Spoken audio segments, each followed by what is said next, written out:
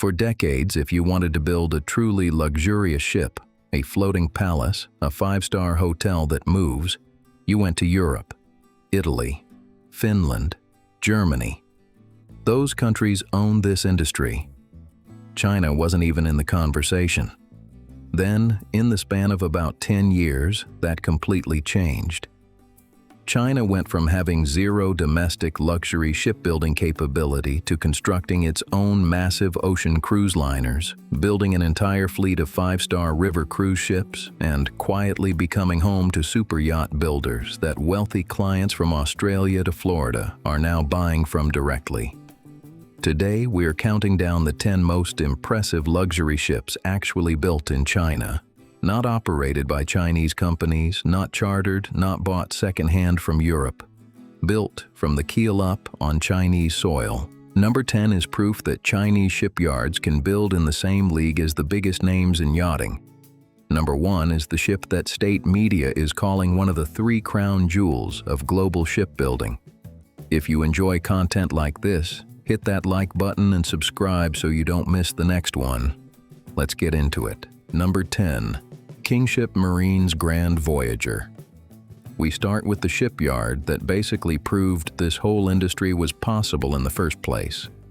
Kingship Marine was founded in 2004 by a shipbuilder named Roger Liang, who cut his teeth working at shipyards in Italy and Singapore before coming home to China with a plan. He wanted to build something nobody in Asia had ever built before. Full steel-hulled, aluminum superstructure superyachts constructed to the same Lloyd's Register and MCA safety standards that European yards use. At the time, that had never been done in Asia. Kingship became the first.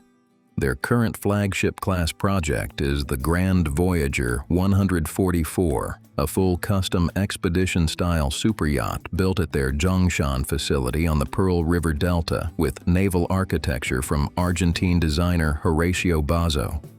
Kingship's yard can build vessels up to 60 meters, and it operates 7 weather-controlled construction sheds so multiple mega yachts can be built at once.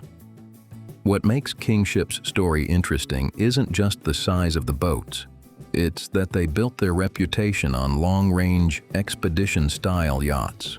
Vessels meant to actually go places, not just sit in a marina. Their earlier flagship, a 42-meter motor yacht called Star, set the tone. Rugged, long-range, comfortable enough for weeks at sea. This is the model almost every other Chinese luxury yacht builder has followed since. Number 9. Haisi Yachts Yufeng J1. If Kingship proved it could be done, Haisi Yachts proved it could be done at scale. Founded in the same year as Kingship, 2004, Haisi is based in Jiangmen, right across the Pearl River estuary from Hong Kong and Macau. Today, it's mainland China's most prolific superyacht builder, and it's been ranked in the top 30 of Boat International's Global Order Book, the industry's official ranking of the world's biggest yacht builders, every year since 2014. Their standout project is the Yufeng J1, a 141-foot power catamaran, the largest private catamaran ever built at a Chinese shipyard. She displaces 701 tons, spreads a nearly 40-foot beam across her twin hulls, and was built with 8 staterooms specifically because her owner wanted to entertain large groups on board. The interior was designed in collaboration with the Netherlands-based firm Horizontal Design, and the goal, according to the yard, was casual, comfortable luxury rather than stiff formality, which tells you something about where Chinese yacht design was heading even back then. Less about showing off, more about actually living well on the water. Haisi now builds across 5 different series, from 58-foot cruisers up to their 142-foot Asteria-class super yachts, and their yachts have sold to clients in Australia, Europe, and North America. Proof that this isn't just a domestic success story anymore. Number 8. President Number 8. Now we leave the open ocean and head somewhere most people don't expect to find luxury shipbuilding at all: the Yangtze River. China's inland river cruise industry is enormous and largely invisible to the rest of the world. Ships here don't sail across oceans. They run the same route over and over through the three gorges between Chongqing and Yichang, carrying tourists past some of the most dramatic river scenery on Earth. President Number 8 is one of the flagships of that fleet. She's 146.8 meters long, launched in 2013 as the sister ship to President Number 7, and she's built entirely around comfort technology most passengers never think about: an advanced floating deck system designed so guests barely feel the hull moving, and a noise reduction system engineered specifically to keep engine and wheel noise out of the staterooms, reportedly well below China's own national 5-star cruise standard. On board, she has an indoor heated pool, a spa, a cigar bar, a shopping mall, and what's advertised as the largest spa of any ship on the Yangtze. Every cabin has a private balcony facing the river. She's not the biggest name in luxury cruising most people have heard of. But for over a decade, ships like President Number 8 have been quietly running one of the busiest domestic luxury cruise routes on the planet. Number 7. Century Legend and Century Paragon sister ships. Both launched in 2013, they represent the moment China's river cruise industry stopped playing catch-up and started setting the standard. Century Legend and Century Paragon were introduced by Century Cruises, a company that's been operating on the Yangtze since the 1990s and has since grown into China's largest and most internationally recognized river cruise brand. Both ships were built using an e-propulsion rudder propeller system, at the time the first of its kind on the Yangtze, which dramatically cut down on noise and vibration compared to older ships. Century Paragon in particular is known for her 7-story grand atrium lobby with sightseeing elevators running from the lower decks all the way to the top, and a 2,000 square meter indoor swimming pool, which the line still advertises as the largest of any pool on the river. These two ships helped Century Cruises pick up back-to-back Luxury Cruise Line of the Year honors in Asia for 3 straight years, and they're still chartered today by major international river cruise brands like Uniworld and Avalon Waterways when demand on the Yangtze spikes. Number 6. Century Oasis. By 2023, Century Cruises wasn't just building nice ships anymore. They were building the largest and most technically advanced vessels the Yangtze had ever seen. Century Oasis launched that year as the new flagship of the fleet. 256 cabins, a minimum room size of 25 square meters, genuinely spacious for a river ship, and accommodations ranging up to full presidential suites. She carries up to 650 guests across 2 restaurants blending Chinese and Western cuisine, a full spa, a fitness center, and an HD cinema. What really sets her apart is what's under the hull. Century Oasis uses an advanced soundproofing and vibration reduction system that the line calls the finest of any inland waterway vessel in the world. A serious claim, but one backed by real engineering.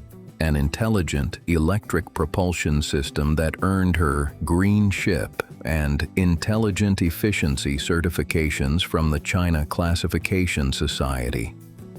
She was also named Asia's Best River Cruise Ship for 2 years running by the World Cruise Awards. For a ship that only sails a few hundred miles of river, that's a significant industry recognition. Number 5. Century Voyage. If Century Oasis was the leap forward, Century Voyage is the ship that perfected it. Launched in September 2024 and priced at roughly 300 million yuan to build. That's over $40 million for a river cruise ship. Century Voyage is the newest and most advanced vessel in the Century Cruises fleet. She carries 236 rooms across 8 different cabin and suite categories, all fitted with smart cabin technology and upgraded soundproofing beyond even her sister ships. She was designed from the start to be, in the company's own words, safe, eco-friendly, advanced, intelligent, stylish, and comfortable. Basically a checklist for everything a 5-star hotel needs, built into a hull that has to squeeze through gorges only a few hundred meters wide. Century Cruises has now operated on the Yangtze for over 3 decades, covered more than 5 million kilometers, and carried over 5 million travelers. And they claim to run the only all-electric propulsion green cruise fleet on the entire river. Century Voyage is the ship currently proving that claim. Number 4. Haysea's Asteria Series Super Yachts. Back out to open water for this one, and back to high sea because their flagship model line deserves its own spot on this list. The Asteria Series is high sea's answer to the world's top custom super yacht builders. A full range spanning from 96 feet all the way up to 142 feet, all built at their Jiangmen facility using a mix of composite, steel, and aluminum construction depending on what each client's project calls for. These aren't catalog boats. Every Asteria yacht is developed with international design houses, the same firms that work with European and American builders, while construction stays entirely in-house at Haysea's yard. That combination is exactly what's let Haisea break into markets most Chinese builders never touch. They've sold Asteria Series yachts to Australian, European, and American clients, something almost unheard of for a mainland Chinese shipyard a decade ago. It's also the clearest sign of where this whole industry is headed. Haisea isn't trying to be a budget alternative to European yards anymore. They're trying to be a direct competitor. Number 3. Kingship's 42-meter fleet, Star and Ocean's 7, back to Kingship for their most refined work yet. The yachts that established them internationally. The 42-meter Star, delivered in 2012 with naval architecture from the Dutch firm Vrypak, set the design language Kingship has followed ever since. A navy blue hull and white superstructure meant to evoke a classic 1960s style super yacht, paired with cutting-edge systems underneath. Their current flagship in this class, the 42-meter Ocean's 7, carries that same philosophy forward. Full steel hull, aluminum superstructure, built for genuine long-range, full-displacement cruising rather than short hops around a harbor. Kingship was the first Asian shipyard to build to Lloyd's Register and MCA compliance, and that certification is a big deal. It means these yachts meet the same international safety and construction standards as anything coming out of Italy or the Netherlands. That's not marketing language. That's regulatory fact, and it's the reason serious international brokers in Fort Lauderdale and beyond now represent Kingship yachts to their clients. Number 2. Adora Magic City. Now we get to the ship that changed everything for Chinese shipbuilding. On January 1, 2024, Adora Magic City sailed out of Shanghai on her maiden voyage. The first large cruise ship ever fully built in China, not assembled from foreign parts. Built at a shipyard called Shanghai Waigaoqiao from the keel up. She's massive, over 323 meters long, 136,000 gross tons, with room for 5,246 passengers across 2,125 guest rooms and 14 passenger decks. The design is based on Carnival's Vista-class ships, developed in partnership with the Italian shipbuilding giant Fincantieri, but the execution, the labor, the steel, all of it happened on Chinese soil, with contributions from more than 1,000 global manufacturers along the way. On board, she blends Western cruise ship staples. 22 restaurants and bars, big theaters, a massive duty-free shopping arcade the line claims is the largest at sea. With features built specifically for the Chinese market, a mahjong lounge, a beer brewery, a hot pot restaurant, and stage shows built around the Silk Road. Chinese state media called her completion proof that the country had secured all three so-called crown jewels of global shipbuilding: aircraft carriers, large LNG carriers, and now, large cruise ships. Within her first year, she completed 84 voyages and carried roughly 600,000 passengers. By early 2025, she'd passed her 100th voyage. Ticket demand has been so strong that sailings routinely sell out weeks in advance. She proved China could build the single hardest category of ship in the entire commercial shipbuilding world. Number 1.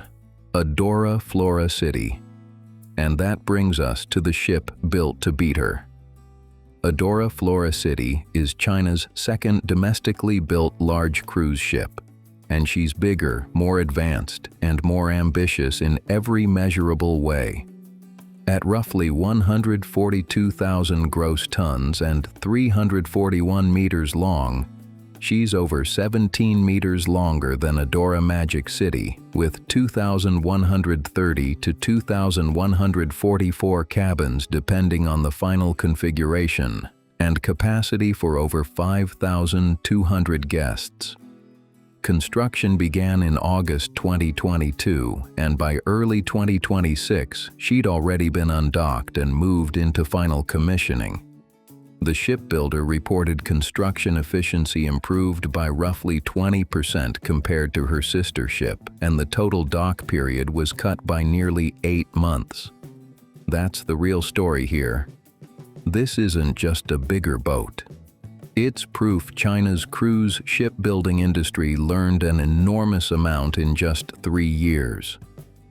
On board, her main atrium is double the size of Adora Magic City's. Her public areas are expanded by over 700 square meters, and her outdoor leisure space is nearly 2,000 square meters larger. She's themed around Guangzhou, nicknamed China's Flower City, blending Art Nouveau styling with maritime Silk Road and Lingnan cultural motifs. And she'll feature amenities Adora Magic City doesn't have, including an AI-powered children's exploration camp, a VR gaming center, and a dedicated metropolitan theater. By early 2025, she'd passed her 100th voyage. Ticket demand has been so strong that sailings routinely sell out weeks in advance. She proved China could build the single hardest category of ship in the entire commercial shipbuilding world. She's set for delivery by the end of 2026, home porting out of Guangzhou, with international routes launching in 2027 to destinations across Southeast Asia. Vietnam, Malaysia, Brunei, the Philippines, Indonesia, and Singapore. Adora Flora City isn't just China's biggest luxury ship. She's the clearest evidence yet that the first ship wasn't a one-time achievement. It was the beginning of an entire industry.